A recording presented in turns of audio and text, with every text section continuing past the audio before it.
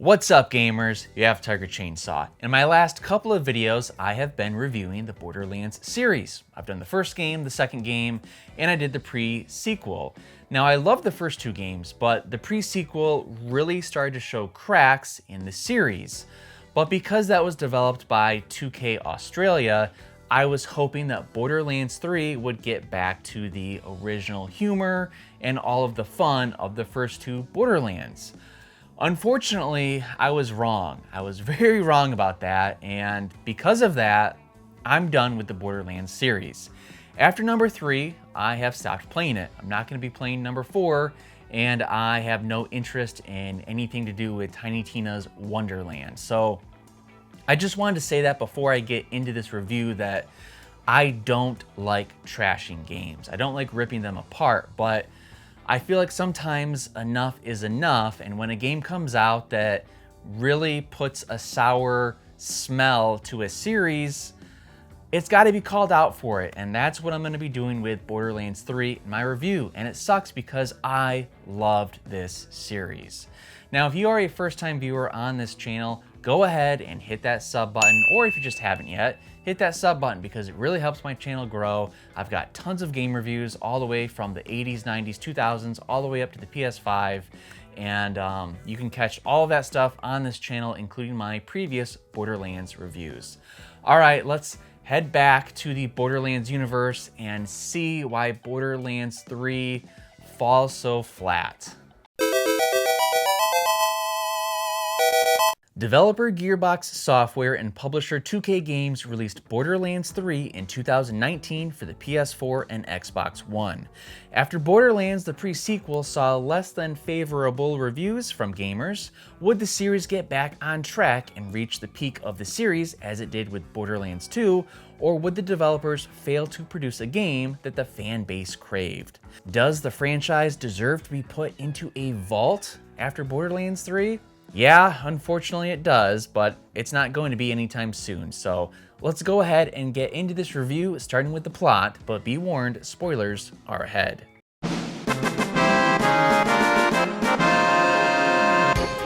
Something that I've realized while reviewing the Borderlands series is that the story kinda sucks. The first game has a mysterious vault, and while Handsome Jack is a great villain, the rest of the plot is, well, it's kind of stupid. It's the gameplay and it's the characters that make the series fun. But with the release of Borderlands 3, was that magic taken away? Short answer, yes. The game takes place 7 years after Borderlands 2 and the death of Handsome Jack. Previously discovered in the series, there are multiple vaults that are across the galaxy. Those vaults hold incredible alien technology and valuables, which is why the planet of Pandora was looted throughout the first two games.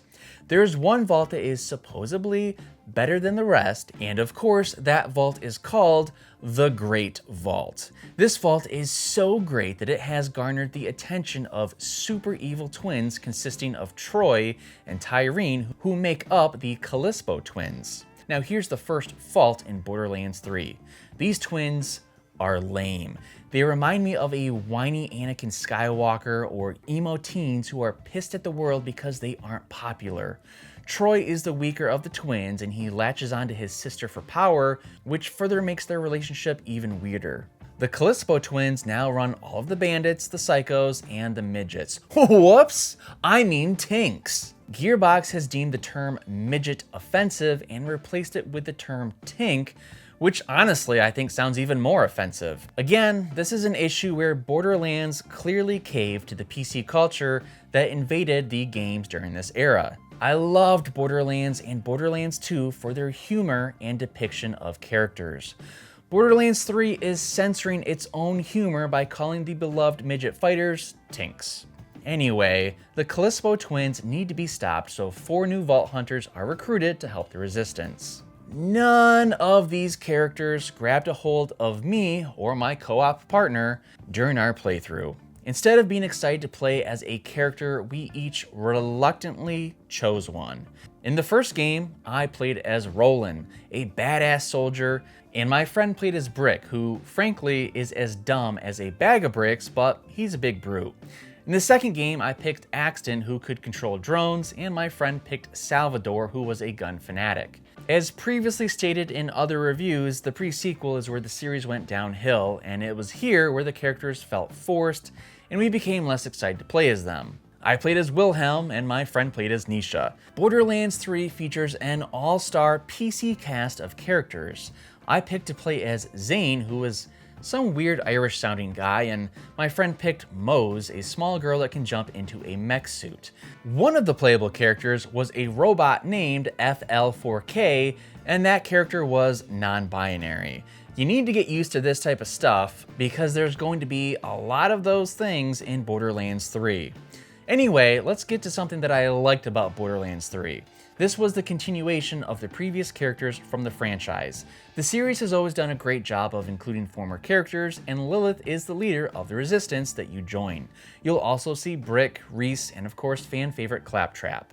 Lilith instructs you to help recover the vault map that was lost years ago. This map will show you the various vaults across the Borderlands galaxy and give them an idea of what the Calypso twins are planning.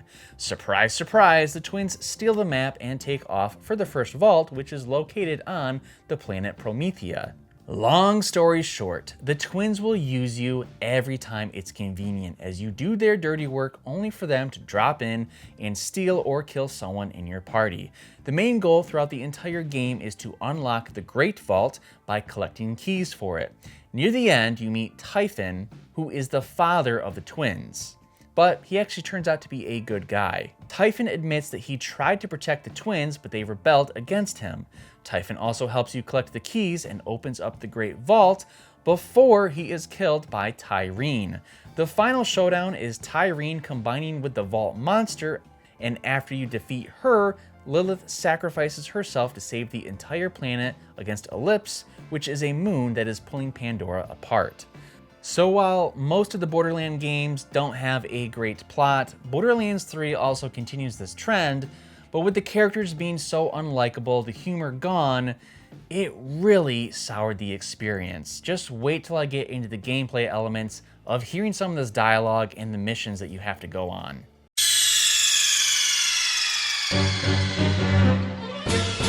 Don't fix the gameplay if it's not broken. Thankfully, Borderlands 3 remains faithful to the gameplay of the series, giving you tons and tons of guns to choose from. You'll spend plenty of time carefully selecting your catch of guns and weapons as you prepare for missions or bosses.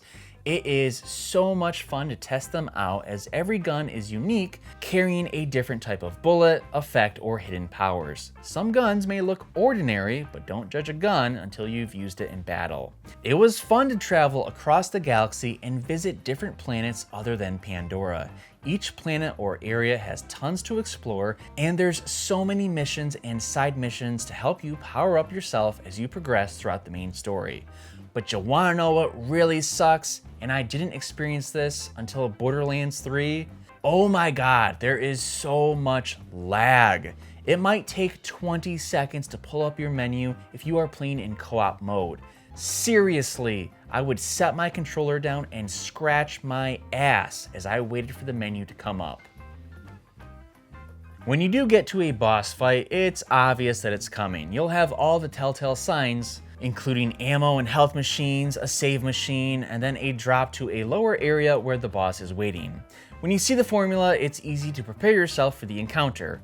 My friend and I didn't have too much difficulty fighting the bosses, and we were able to beat the finale on either our first or second try. It was a long battle, but thankfully we were able to blow through it. Let's get to some of the dialogue and the missions that we encountered in Borderlands 3.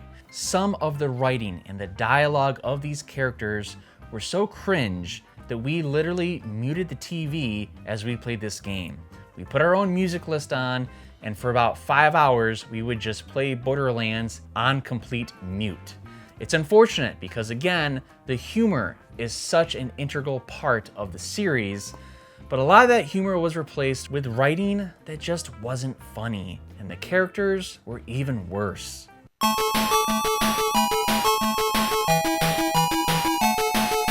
Borderlands 3 is fun for the gameplay, so play it for that and not the story or the characters. After the first 2 games in the series, it's disappointing that Borderlands, the pre-sequel, and Borderlands 3 have changed their tune. It's a huge game and you can spend a lot of time exploring and finding the perfect gun, but lame characters will have you rolling your eyes throughout the entire plot. It's so unfortunate that Borderlands has come to this. After 2 games that started the franchise that were phenomenal in gameplay, humor, and writing, Borderlands 3 keeps the gameplay but censors the series. Borderlands 3 scores a 5.4 out of 10, making this a questionable game. If you want to play it just for the gameplay, do it. I beat the game, but it just wasn't worth it. Alright gamers, that was my review of Borderlands 3 from 2019 on the PS4. Unfortunately, that's just how I feel about the series now. I'm not going to be playing Borderlands 4, which I heard has terrible lag, just like Borderlands 3 did, and Tiny Tina's Wonderland. I don't think that's a first-person shooter. I think it's more like a board game. Maybe you guys can explain it to me in the comments below, but I'm done with the series. Borderlands 3 was the final shot that I was gonna give it, and part of my personality and what I like is humor. And when you find a series that's censoring its previous humor, I just don't wanna deal with that anymore. So for me, I'm done with the Borderlands series. And I actually never saw the movie, and I heard that was atrocious as well, but it happens. Anyway, gamers, I would love to hear from those gamers that maybe loved Borderlands 3. What did you like about it? I know that the gameplay is still classic Borderlands. It's still a lot of fun, but if you liked it, let me know about that. Who was your favorite character? I would be very curious to hear that. Or who's your favorite boss fight? While you're typing away your comments, don't forget to like this video and subscribe to my channel to watch tons of content, tons of reviews. And if you haven't, coming up next is my review of Borderlands, the pre-sequel, and you will start seeing the downfall of the series start there. So that's gonna be coming up next. Gamers, thanks for watching, and make sure you play a video game today.